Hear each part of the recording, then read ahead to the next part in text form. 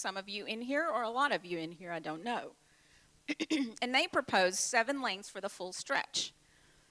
So not only do they acquire additional right-of-way for that south portion that's not acquired in the alternate one, but also that they've just kind of widened out the roadway for the whole section here and there to accommodate wider lanes and so on and so forth.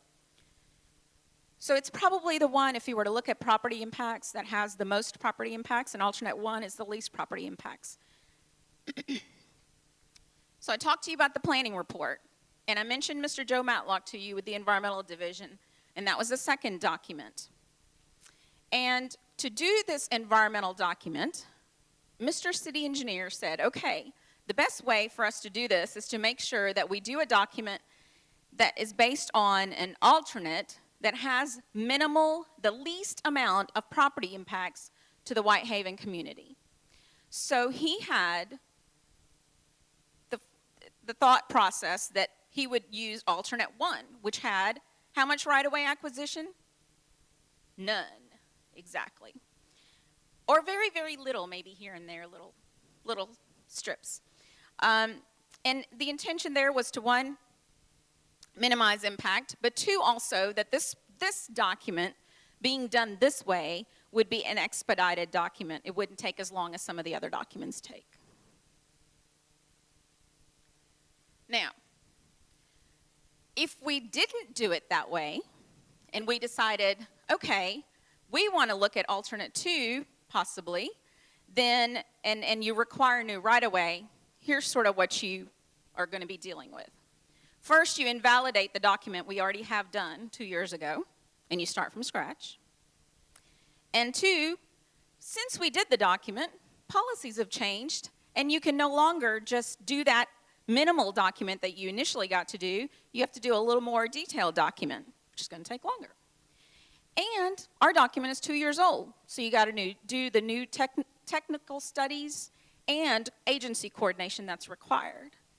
And also, we know that Graceland is along Elvis Presley, and it is actually eligible for the list of historic register, which means that you have to look at the impacts, and you have additional coordination for that element as well. So what we're looking at here is, give or take, is that right, Mr. Matlock? About 2 years. He's nodding his head big time. And you got to pay for this. So we are proceeding forward with what the city engineer had proposed, which is alternate 1 with no new right-of-way. Okay, we good about that? So alternate 1, assuming that, we're going to talk about utilities, which you pinned up so you can take that down. 3 options for those utilities that we're going to propose to you. Now I'm going to give you a disclaimer. 2 of these options are what we've talked about since the TPR. One of these options was in the TPR, and that is the reason that I've included it here in this presentation. So the steel poles, the hybrid, are ones that we've introduced since the TPR, which were not discussed in the TPR, the planning document. The all underground was what was in the TPR document. Councilman Ford. Hello, sir. I just wanted to make sure I recognized you. Thank you for being here. So the steel poles are going to be up and down Elvis Presley. They're basically going to replace the wood poles that you have out there. They're prettier, taller, sturdier, and certainly don't have that lean effect that we come to love.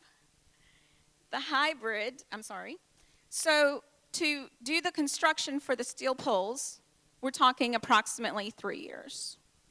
Cost for just the utilities, not the road project, just the utility improvements, is $6 million. I know somebody's doing the math in their head. We had 43 million and 6 million's going to utilities. The hybrid option, and I'm going to show you a little bit of what these look like as well, so you can get an idea. It has some property impacts. They're different than the steel poles, but if you were to kind of try to take apples and oranges and say, are they about the same? This apple and that orange are about the same in this case, in the sense that the steel pole property impacts are basically just down Elvis Presley, but they're more intense than the hybrid option. So for the hybrid option, you have a lot more impact into the neighborhoods and maybe a little less on Elvis Presley. The time for construction is approximately 4 years. Cost is $12 million.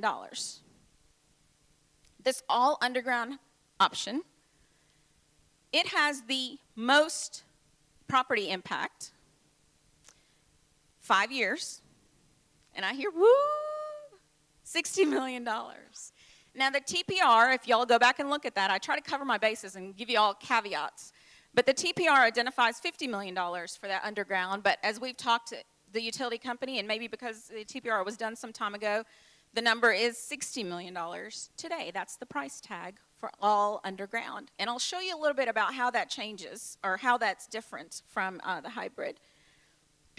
And for anybody that's doing the math, thank you, sir. Anybody that's doing the math, so how much did we start with? $43 million.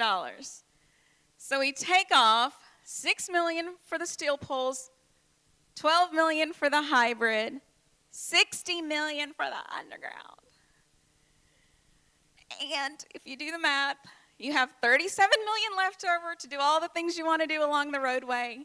You have $31 million with a hybrid, and you are in a deficit of $17 million, which means we don't get to start the project, and we got to wait on money. So those are your three options. And again, I don't want anybody to say to me, why'd you even show us that one? Because it was in the TPR, and I wanted to make sure you had all the information. So steel poles, this is what they look like. And if you remember where the old Dixie homes used to be on Poplar, across from the new Le Bonheur Hospital, those are the steel poles. Now, I could have kind of maybe superimposed them onto your road and tried to show you what it looks like, but I thought maybe you could tell by the fact that there's a wood pole to the right, far right, where it's kind of leaning, so you can compare even with those two how the difference is. They are certainly, I think, more attractive than the wood poles, and they don't do the lean. So I think they're a step up. And then I want to show you Elvis Presley. And this is my favorite place, or at least one of my favorite places, so I had to give you this shot, but it's Krispy Kreme. And if you look all up and down there, I mean, it's hard to not just look at those poles, is it not? So I want to do a little magic trick. And I'm going to tell you that this is the hybrid and the underground, what it would look like, essentially. So, blue skies. So this is how it looks today. And you could have this for $12 million or $60 million. Either way, both of those options, either the hybrid or the underground. And I'll keep saying that only because I want you to understand that ultimately, at the end of the day, if you go either way, it's going to look the same. But I'm going to talk a little bit about the fact that, and I'm going to make sure people talk to you about that, is that with the hybrid, you do have, with hybrid and underground, you're going to have neighborhood impact. So if anybody thinks, hey, they're improving Elvis Presley Boulevard, so all the work is being done along Elvis Presley Boulevard, well, unless you go with the steel poles, you're going to have some stuff being done in your neighborhoods as well, which is why the residents that are here, which y'all turned out in droves tonight, and I'm so glad because you need to hear this, you will need to make sure that you understand the impact in your neighborhood. So that was Elvis Presley looking south. This is Elvis Presley looking north, and you see the Nike store sign there. So you're looking north toward the interstate, and you see all those all the wood poles along the right side. And that would be what it looks like with the hybrid or the underground option. So it looks like that now, and that will disappear like magic. So I wanted you to understand, does anybody want to see any of those again? Raise your hand and I'll show you the steel poles versus anything. Okay. Now I just want to talk to you because a couple of things that I want you to do when you leave here tonight is to, one, remember to communicate your thoughts to us and your input, provide your input.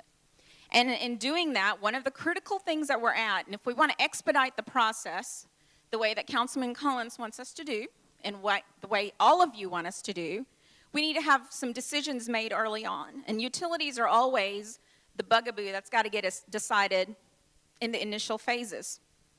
So, talk about this graphic for just a minute. I'm not trying to complicate it. I'm actually trying to simplify it. So if you look at the little blue boxes, they represent property impacts. So you have, about equal property impacts for the steel pole or for the hybrid column. For the underground, it's about, 2 or 3 times that much is what we're thinking if we were to just ballpark. If we're looking at time in years, it's the purple boxes. For the steel poles, we're looking at about 3 years, and then it goes up to 4 and 5 for the underground. The cost is really the kicker, which is why I have it in red, is you start with 6, and then it doubles, and then it goes all the way up to 60. So this is sort of a graphic just to kind of illustrate to you. I wanted you to have, if you were going to help us decide between which utility option to choose, I was thinking about what I would want to know to be able to make that decision, and those were some of the things that I thought about. Now, if you think of other things, I want to make sure that if we need to provide you additional information to be able to make those decisions, please let us know. So,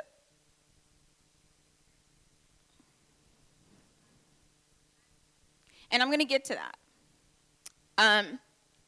The lady asked, what kind of neighborhood impacts would the hybrid have? And instead of trying to really tell you specifically standing up here, we have a much better method of giving you that information, and that's exactly what I'm going to do next, so thank you for the lead-in. That's really the formal presentation as far as that goes. And I hope you feel like you learned something. Did anybody learn anything tonight about the project? Okay. So I want to tell you what I have pasted. We wallpapered these walls for y'all tonight. So they're, excuse me, we're not really going to do a Q&A session, a formal Q&A session, because there are a lot of people here, and we might have time to, get to 2 or 3 questions, and then everybody else leaves without getting their questions answered. So I wanted to do a couple of station assignments for you all. And so we have 2, what I'm calling identical stations. So if you go to the back of the room, if you go to the left, you have station 1. If you go to the right, you have station 2. And there are going to be 4 gentlemen at each station to help talk you through this. And let me tell you what's at each station. There are maps. There are 3 maps. The first map is the steel pole option superimposed on alternate 1. Now, if you remember, alternate 1 is the one that has really basically no right-of-way acquisition. And what you'll see on the maps is not necessarily where the steel poles are going to go, but where the construction of a steel pole option would impact the community. And you'll also see where alternate 1 right-of-way impacts will have an impact on the community. So so that's the first one. So the first one is alternate 1 with steel poles. The second one, exhibit 2, is the hybrid with alternate 1. Exhibit 3 is the all underground with alternate 1. So I guess they're all alternate 1. The difference is in the 3 utility options that you'll get to choose from. And I want to kind of talk about what our goal is in having those stations back there. One is just to get you familiar with, me standing up here and talking is one thing, but you actually being able to go find yourself on a map and say, that's where I am, that's where my aunt lives, and this is where I go to church, and so what's happening here, and I make this drive every day, what's going to happen here, I think will be a lot more helpful to you. So that's kind of the goal. And then 2 is to make sure that you tell us, no, y'all can't do that because this and this and this, and there's no way for us to know that without you telling us. So then the questionnaire, come back to the questionnaire, becomes real important. So I want you to I want to encourage you and make sure that you fill those out. There are a couple of ways that you can submit that to me. One is that you can drop it off to Lisa back there as you walk out. She's waving. And 2 is that you can mail it in to me. And 3 is that if you want, does anybody want to email them, scan an email? And I'll give you an email address. L, like in Lisa. She doesn't know I'm doing this. Reaney, R-E-A-N-E-Y, at phdmemphis.com. So if you want to scan and email that to us, you can. The other thing that you can do is that you can go and provide comments on the website. The website is www.epbmemphis.com. So if you go to the website, we're going to give you 2 weeks to turn in the questionnaires. And I know how I am. If I have a deadline, I'm much more prone to getting it in than if I don't have a deadline. 2 weeks. But also, let me tell you why that's 2 weeks. Because in a month, we're going to be coming back to a meeting with you guys. And by that time, I want to have collected that information and be able to respond to you and say, here's what I heard from everybody. And I can't do that if you don't get me your stuff. So I'm going to hold y'all to that. When you walk back there to the booths, through the stations rather, couple of things I want you to keep in mind. I want you to get as much information by talking as you can. But do not assume that because you told somebody standing up there something that it's getting translated, or that it's getting conveyed to me or to the people that are making the decisions. Because I'm that way. I can hear something and think I've registered it, and I go over here and I tell it totally differently. So if you want to communicate a message, write it down. And if there's an error or anything on those maps that you see, please let them note it on those maps so we can make those corrections. If there's a stark mistake on there or something like that. So, and if you, the other problem with the fact that if you just get into a conversation and you're expecting someone to jot down your notes is the fact that there are other people that are also standing there, waiting to talk to those gentlemen back there. So we want to be respectful of everybody's time. The other kind of little twist tonight is that, you know, we're in voting season, so I got all into it. And I have a voting booth back there. And if you so choose, I'm kind of doing a straw poll, just an exit poll, I guess you could call it. So there are little pieces of paper there and a pen. You can write the number 1, 2, or 3 and drop it in that box. I'm just trying to get an idea of which of the 3 options, steel pole being 1, hybrid being 2, and underground being 3, that you all might prefer. So when I leave here, I kind of want a sense of which way we're headed. Now, I'm not saying that, you know, your questionnaires aren't significant, because that's really where I'm going to get the content, but this is just kind of to kind of move this thing along. So those are my comments. Those are my instructions about what's going to be happening out there. It's 7:03, 4-ish, so you have a full hour. We close at 8 o'clock. Full hour to go back there and talk to these folks. Again, to the left are 3 exhibits, and then to the right are the identical 3 exhibits. And I'm going to just close the meeting out by saying thank you so much for being here tonight. And I'm sorry that I'm not taking questions the way that you might normally be used to it, but the intent is really to try to help you get some questions answered in a real way. So, Mr.